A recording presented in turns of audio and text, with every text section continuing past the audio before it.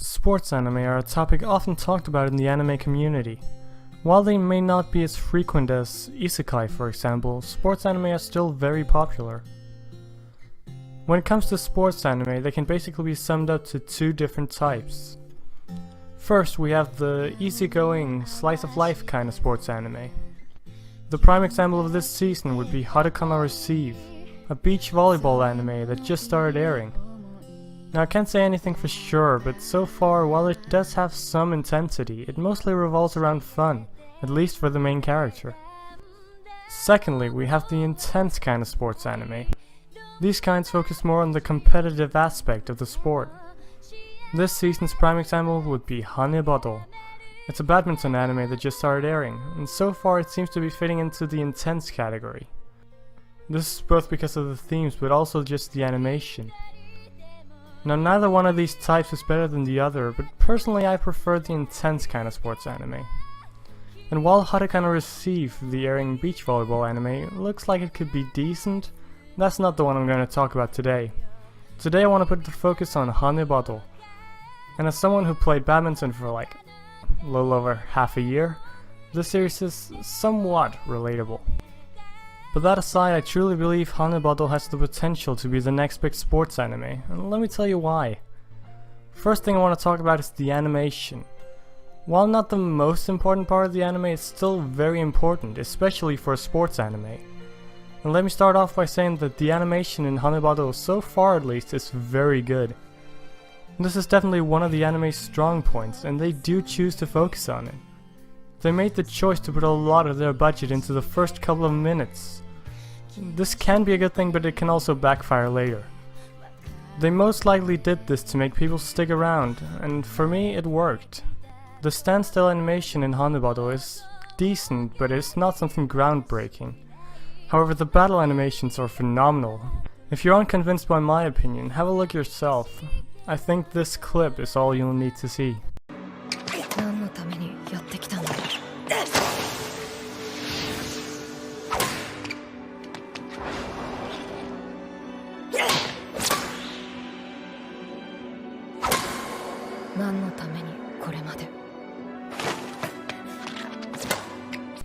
Anyway, with that out of the line, I want to talk about another thing regarding animation. The amount of fan service in this anime is at a very minimal amount. Excuse me, let me just rephrase that. An anime about women playing sports is not overly sexualized.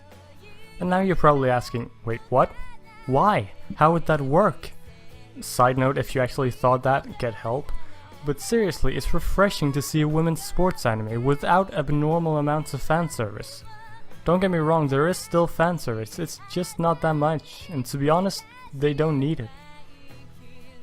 They already have an intense atmosphere and epic battle scenes, there's no need for fan service. However, if you do want more fan service, check out the other new airing anime Haruka Receive instead. Okay, but back to hanebado. From first impressions I would call this the female badminton version of Haikyuu. But instead of the main character having issues about being too small, in hanebado it's reversed.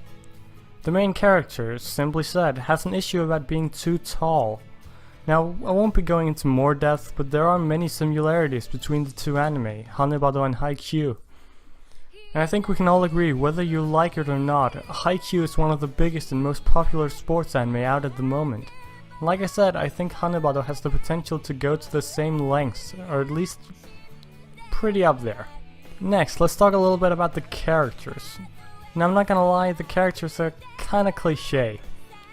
We have the first main character who's a good player but has a problem to overcome. Then we have the rival, who's really talented but doesn't really want to use the talent.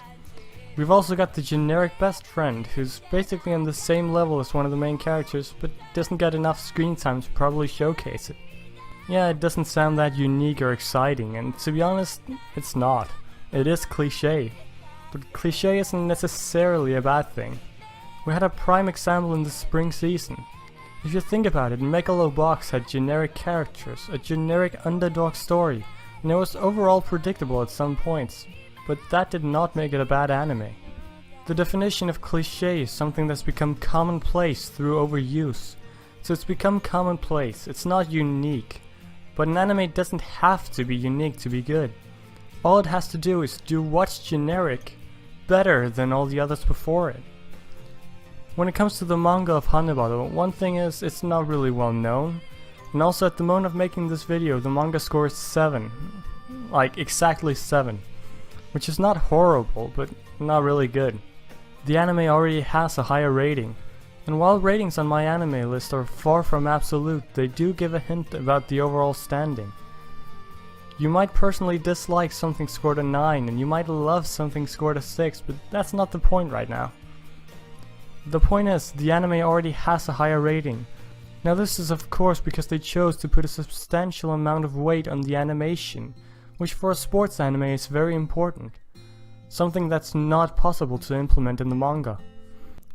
Also as a side note, hanebado is one of the few sports anime to have been given the seinen tag along with Ping Pong the animation and 1-outs.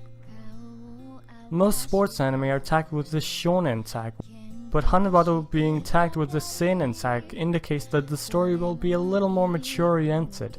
But what I'm getting at with way too many side notes is that hanebado has a kind of generic setting, but the intense atmosphere and the phenomenal animation makes it well worth your time. So to finish it off, if you haven't started watching hanebado and you're at least a little into sports anime, especially if you like Haikyuu, at least give this anime a shot. And if you're the type of person to wait and binge watch the show when it's done airing, if the anime keeps up at this pace, you're in for a treat. I can't say what the future holds, I haven't read the manga, but so far I highly recommend at least giving it a chance. I think it has the potential to be great. Anyway, that's about it for this video. If you enjoyed, leave a like, comment, subscribe, whatever you're feeling up to, and I'll see you on the next video.